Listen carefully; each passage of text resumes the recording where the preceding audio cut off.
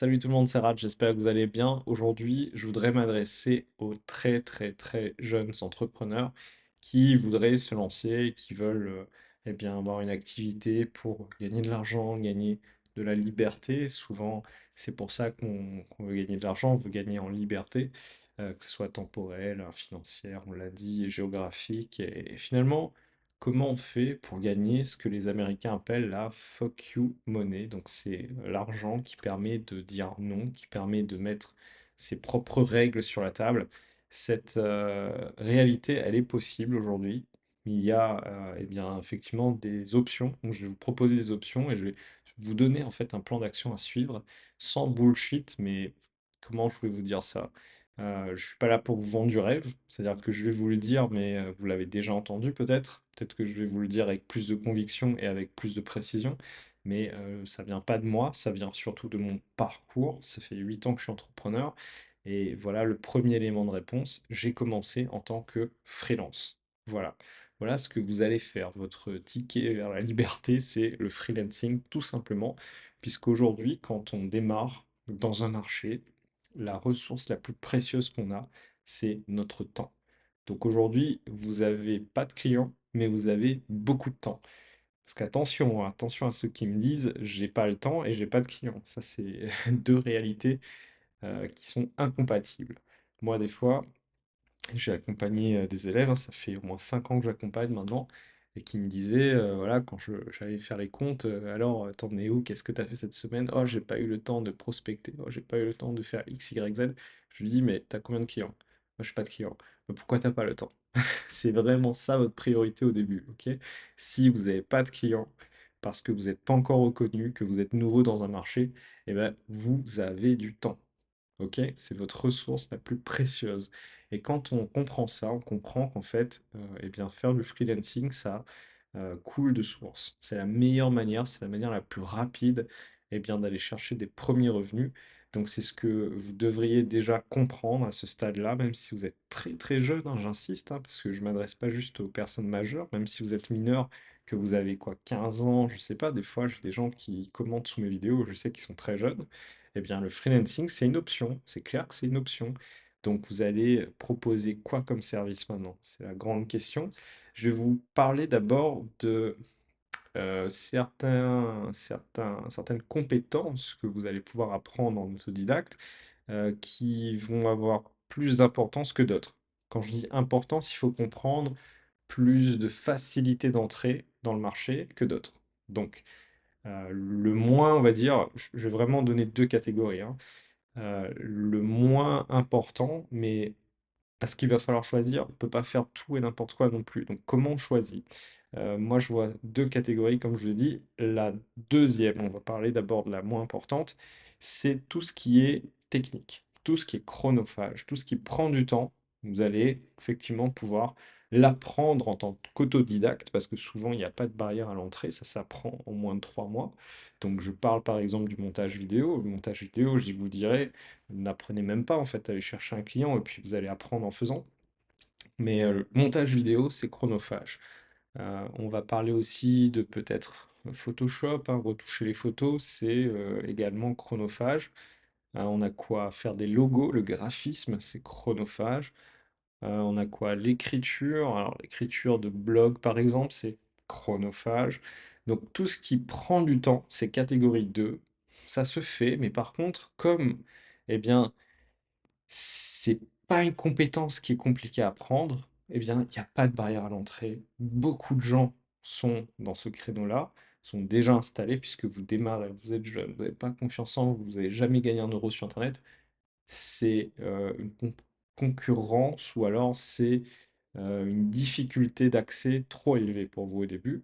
Donc, c'est possible, mais ne le faites pas. Si maintenant vous avez peut-être déjà eu des compétences dans ces métiers-là, déjà eu des clients, des preuves, en tout cas que ça fait sens pour vous d'aller dans le montage vidéo par exemple, go. Mais je parle sinon aux personnes qui sont ouvertes. Ils ne savent pas où aller dans le freelancing vu que c'est un univers quand même assez large. Et d'ailleurs, c'est une porte d'entrée le freelancing. Ok, je vous dis pas de faire ça toute votre vie, mais effectivement, gagner un salaire pour gagner très bien votre vie pour une personne, le freelancing est suffisant. vraiment suffisant. Là où ça devient challengeant, c'est quand on recrute et qu'on a des équipes, etc. Après, il y a des responsabilités, il y a des frais fixes et machin, ce que j'ai fait personnellement. Mais pour un freelance, eh bien, c'est votre ticket vers la liberté, le freelancing, clairement. Donc, puis c'est un message que je vous dis, j'ai rien à vous vendre sur le freelancing en particulier, hein. Moi, j'ai des entreprises en acquisition client. Donc, si vous êtes un entrepreneur, que vous voulez gagner votre vie sur Internet, oui, je vous aiderai. Mais j'ai pas, si vous voulez, quelque chose à gagner à promouvoir le freelancing en particulier. Moi, j'aide toutes les entreprises. Donc, c'est vraiment retour honnête puisque j'ai commencé comme ça. Maintenant, catégorie 1, qu'est-ce qu'on propose comme service? Eh bien, ça va être toutes les compétences liées au retour sur investissement. Pourquoi? C'est-à-dire qu'un entrepreneur va accepter de vous payer si vous lui rapportez de l'argent.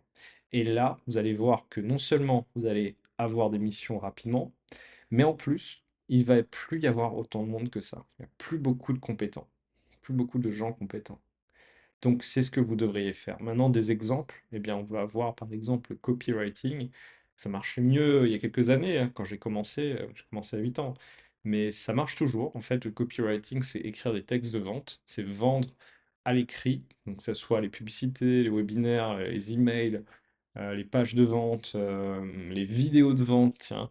Donc, il y a plein de choses à faire en copywriting. Après, vous pouvez aller au niveau au-dessus, j'ai envie de dire. Le plus challengeant, c'est pas vendre derrière son ordinateur, c'est vendre au téléphone. Donc, on peut devenir closer. Closer, pourquoi? Pourquoi closer et pas commercial d'ailleurs? Commercial, c'est des métiers traditionnels généralement et vous n'êtes pas très bien payé. Des fois, vous avez un fixe, hein, mais vous pouvez pas aller très très loin et puis vous avez vraiment cette sensation d'avoir un boss derrière vous. Mais closer, vous vendez généralement des offres assez chères, entre 2000, 3000, 5000, ça peut monter 10 000 euros. Moi, il faut savoir que j'ai déjà vendu des offres à 12 000 euros, à 14 000 euros, donc je peux vous le dire, et j'ai acheté aussi des offres comme ça. Donc, le closer, ce qui est intéressant, c'est qu'il prend un pourcentage, généralement 10%. Pas quand il est débutant. Moi, si quelqu'un démarre avec moi en tant que closer, je ne vais pas lui donner 10 parce qu'il doit faire ses preuves. Parce qu'un closer débutant me coûte de l'argent. Et quand il commence à m'en faire gagner, là, la relation change.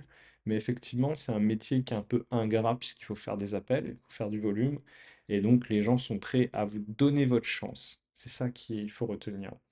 Donc, tous les métiers liés au retour sur investissement, donc je vous ai parlé du copywriting, je vous ai parlé du closing, je peux vous parler également de la génération de leads. C'est le plus important, c'est-à-dire, moi, ma spécialité, c'est ça, finalement. Génération de leads, acquisition client, c'est-à-dire trouver des manières d'obtenir des clients. Et moi, personnellement, j'ai plusieurs systèmes. Je dois en avoir une dizaine de systèmes suivant les entreprises avec lesquelles je travaille. Mais vous pouvez par exemple faire de la publicité Facebook. Ça fait une façon. Vous devenez spécialiste là-dedans. Vous apprenez sinon YouTube Ads. Vous devenez spécialiste là-dedans. TikTok Ads, Instagram Ads. Vous devenez spécialiste dans un canal d'acquisition. Vous êtes tranquille après. Vous faites votre activité de freelance sans souci. Voilà. Voilà pour moi les trois métiers qui valent le coup. Donc je récap. Closer, copywriter, media buyer. Je vais peut-être mettre une note. Media buyer, c'est intéressant, mais il faut comprendre que pour que quelqu'un travaille avec vous, il doit avoir le budget pour vous payer et le budget pub. Donc des fois, ça peut être vu comme une friction. Donc vous pouvez très bien commencer en tant que copywriter closer et puis après, eh bien, aller sur la partie acquisition client. Voilà un retour honnête. Si j'étais débutant, que j'étais à zéro, bah, je ferais ça pour avoir ma fameuse fuck you money, pour avoir mon calme. C'est ce qui m'a permis de voyager, c'est ce qui m'a permis d'habiter à Paris, d'avoir un très bel appartement dans le centre, dans le Marais. C'était au début de mes années freelance, hein. Donc sinon, j'aurais pas réussi. Voilà. Et puis après, ça m'a surtout donné des opportunités. Bonnes ou moins bonnes d'ailleurs, pour ceux qui suivent la chaîne, vous savez que eh bien, j'ai repris une entreprise qui m'a mis dans le caca il y a quelques années, moins 120 000 euros. Donc, bonne ou mauvaise, ça crée des opportunités. Après, il faut avoir des mentors, hein. C'est pour ça aussi euh, que moi je fais ce que je fais pour conseiller, parce que j'ai quelques temps d'avance sur vous, donc pour éviter de faire des bêtises.